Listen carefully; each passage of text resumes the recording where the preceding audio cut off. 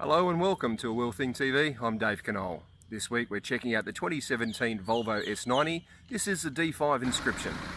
There is no doubt at all that the S90 is a very handsome looking car, but definitely with a couple of other brand influences in there.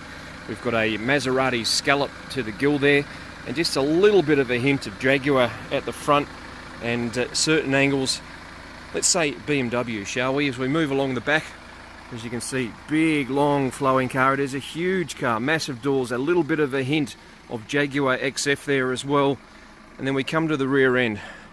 Those taillights totally at odds with the rest of the car, and it just really doesn't seem to fit the overall look, the overall presence, the overall presentation of what is otherwise a very handsome, very beautiful looking car. It's a beautiful looking interior for the S90, including leather seats.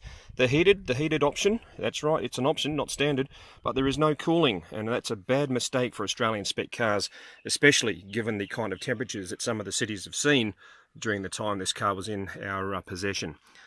A very simple, very clean looking layout with the lovely big touchscreen that the car has. And as you can see, quite a bit of information available, and you've got a couple of ways that this particular thing will work, mainly in regards to scrolling down, coming up with settings, owner's manual. But if we actually kick the car into life, which is via the center console mounted, and we'll get the volume down on that in just a second for you. So you can go into there, and there's quite a bit of variance in regards to the way that the car can be set up. Down to my car, for example, and park assist modes, all the other little bits and pieces. It certainly works well. Touchscreen for the air conditioning as well, which is not something I'm a huge fan of, because it does require a little bit of mucking around in regards to where you need to go, instead of just having some dials or buttons down here, as you can see, as they have for the audio. Perhaps Volvo feel that people are just happy to set the air conditioning and leave it at that. Who knows?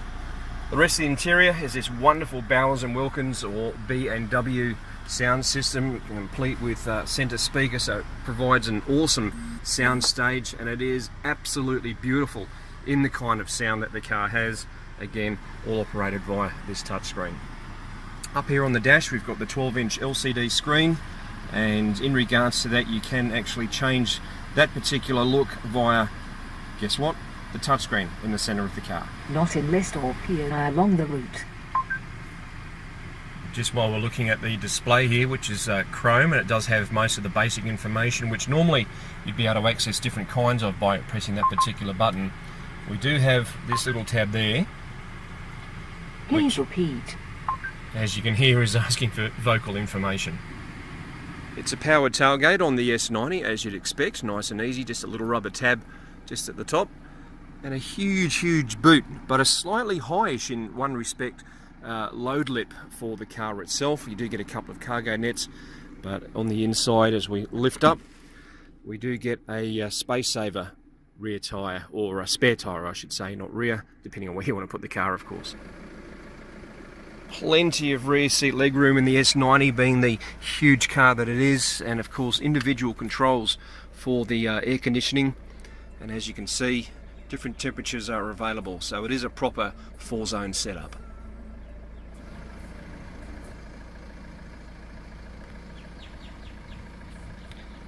Being the safety conscious company that Volvo is, we do have built-in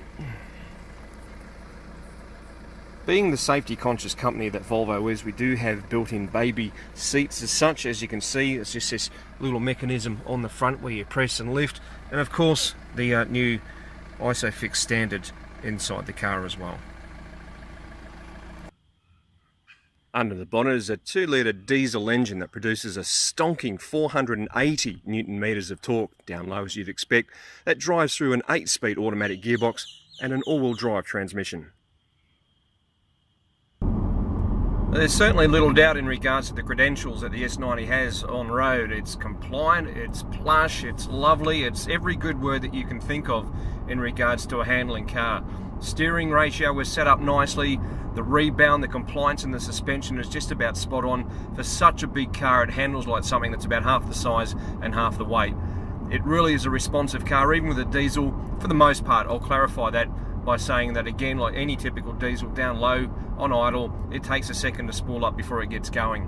But once it does get going, it's an absolute rocket ship, and combined with a superb handling package, really does mean that you're in the best of hands when it comes to safety out on the road. The 2017 Volvo S90 range starts at just under $80,000. This particular car is listed at $118,500, complete with the options that it has, plus of course your on-road costs. It's a beautiful car, a fantastic car, a great car to have in the driveway, and yes, I would own it. From me, I reckon that's a big wrap.